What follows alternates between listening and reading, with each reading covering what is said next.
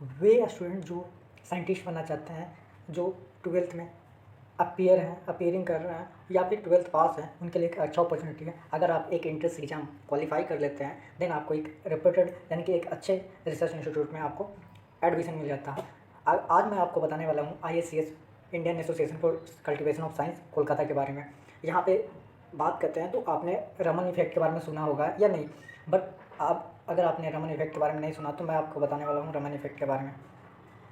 इसके अलावा आगे चलते हैं तो रमन इफेक्ट के बारे में बता देते हैं। तो क्या हुआ था कि जो रमन सर ने एक इफेक्ट दिया था, उसके कारण ही हम लोगों ने नेचुरल फिनोमेना को डिस्क्राइब किया था। स्कैटरिंग ऑफ लाइट के बारे में बताता है। और ये जो नेचुरल फिनोमेना है स्कैटरिंग ऑफ लाइट के, जैसे कि जो स्काई है वो नीला क्यों दिखाई पड़ता है, इसी के इफेक्ट के द्वारा हम लोग डिस्क्राइब करते हैं। आगे चलते हैं तो आज मैं आपको ISCS कोलकाता के बारे में बताने वाला हूँ। आप इस प्रकार देख सकते हो कि कितना अच्छा कॉलेज है, एक अच्छा रेप्यूटेड कॉलेज है। यहाँ पे फ़ी भी कम लगती है, साथ में आपको अपॉर्चुनिटी दी जाती है किसी भी फील्ड में जाकर रिसर्च करने को।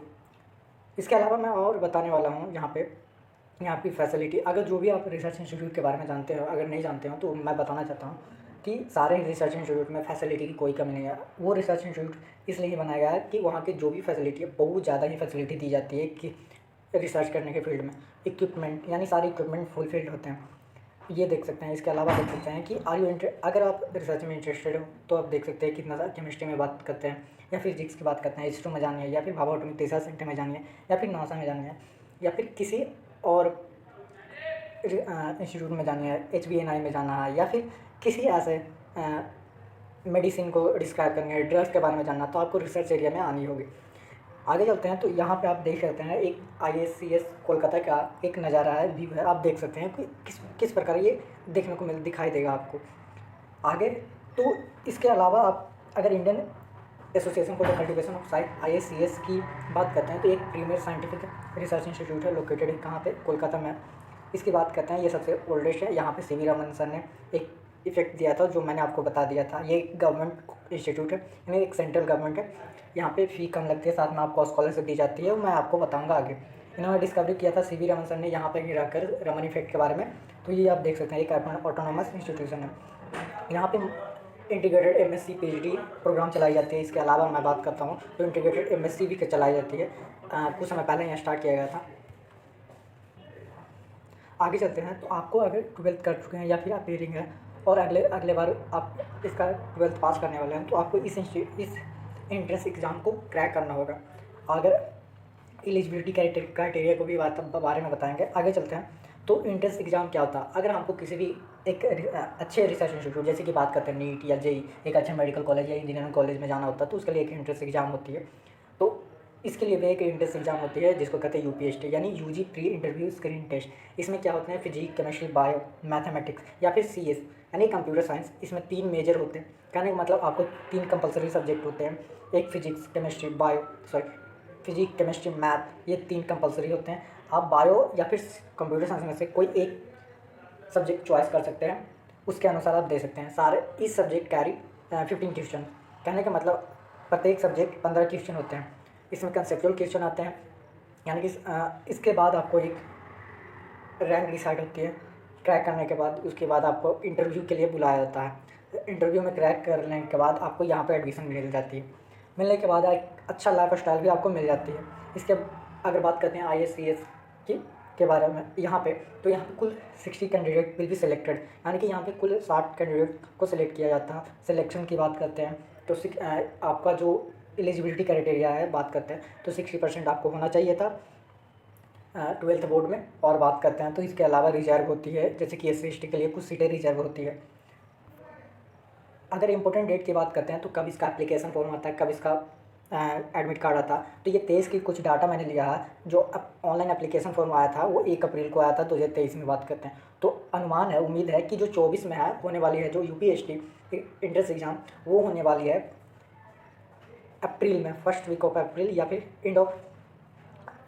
एग्ज़ाम कंडक्ट होगी, वो हो जाएगी, रिटन होगी, वो मई में होने वाली है। लेकिन जो ऑनलाइन एप्लीकेशन आने वाली है वो एंड ऑफ मार्च नोटिफिकेशन आ जाएगी या फिर फर्स्ट वीक ऑफ अप्रैल आ सकती है।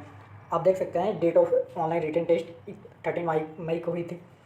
और इसके बाद आपको इंटीग्रेटेड बैचलर डिग्री और MSc प्रोग्राम ये कर सकते हैं। इसका एप्लीकेशन फ़ी होता है 1200 रुपीज़। वो दूसरे जैसे कि आप अगर नेक्स्ट का एग्जामिनेशन भी देते हो तो वहाँ पे भी आपको जनरल और ओबीसी के लिए 1200 दिया एप्लीकेशन फ़ी होती है। आप देख सकते हैं कि जो एक रिसर्च इंस्टीट्यूट है उसके लिए आपका जो चार्जेज होते हैं, एडमिशन चार्जेज यानी एडमिशन फ़ी, वो BSMS कोर्स के लिए वो होते हैं 31,000 साल का। इसके अलावा स्कॉलरशिप आपको दी जाती है 80,000 पर ईयर। कुछ देख सकते हैं यहाँ पे फैसिलिटी इस प्रकार को आपको प्रोवाइड की जाती है। एक अच्छे जो भी IIT से या फिर पोस्ट डॉक अब्रोड से करके आते हैं वैसे फैकल्टी आपको यहाँ पे पढ़ाते हैं। IACS कोलकाता की बात करते हैं तो ये मेन एंट्रेंस गेट है। आप यहाँ से जा सकते हो। व्यू यानी कि जो भी बात करते हैं रिसर्च इंस्टीट्यूट की, तो वहाँ पे फैसिलिटी कोई कमी नहीं होती। अगर आप भीड़ से कुछ हटकर चॉइस करते हो यानी चूज करते हो तो अच्छा होता। जैसे कि बात करते हैं नीट और JEE की, तो वहाँ पे लाखों का फॉर्म आता है, 10 लाख 20 लाख तक फॉर्म आता है। बट इन जो एंट्रेंस एग्ज़ाम होती है वो केवल 10 20 30 हज़ार तक जाती है ज़्यादातर। वो कभी कभी डिपेंड करता है, वो 50,000 तक भी जा सकती है। बट यहाँ की बात करते हैं तो यहाँ पे बहुत ही कम एप्लीकेशन फॉर्म आती है। तो ये देख सकते हैं। और इसके बारे में मैं कुछ और बताना चाहता हूँ कि अगर आप इस इंस्टीट्यूट के बारे में और जानकारी लेना चाहते हैं तो आप सर्च कर सकते हैं, या फिर आपको नेक्स्ट और कई एंट्रेंस एग्ज़ाम के बारे में IIST या फिर IJR एप्टीट्यूड टेस्ट IIT या फिर कई और एंट्रेंस एग्जामिनेशन के बारे में बात करना चाहते हैं तो हमारे टेलीग्राम चैनल से जुड़ सकते हैं। वो लिंक डिस्क्रिप्शन में दिया गया। ऐसे बहुत सारे रिसर्च इंस्टीट्यूट के बारे में इस सीरीज़ में बात कर रहे हैं और आगे भी करते रहेंगे कि आपको किस इंस्टीट्यूट के से ज़्यादा बेनिफिट मिलने को रहेगा।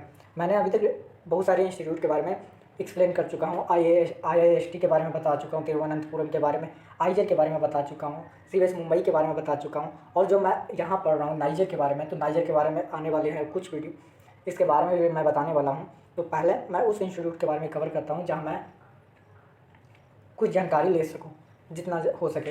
अगर आप इस इंस्टीट्यूट के बारे में जानना और अधिक जानकारी लेना चाहते हैं तो आप हमसे कांटेक्ट कर सकते हैं टेलीग्राम चैनल पे। पर्सनली आप हमको रिप्लाई कर सकते हैं या आप पूछ सकते हैं कुछ भी। इसके अलावा और बेनिफिट जो भी चाहिए, अगर किसी रिसर्च इंस्टीट्यूट में आपका सिलेक्शन हो जाता तो आप हमसे कांटेक्ट कर सकते हैं। या फिर किसी चीज़ की प्रॉब्लम आ रही है रिसर्च इंस्टीट्यूट या फिर मटेरियल के बारे में, तो आप हमसे कांटेक्ट कर सकते हैं। लिंक इन डिस्क्रिप्शन को आप यहाँ पे चेक कर सकते हैं।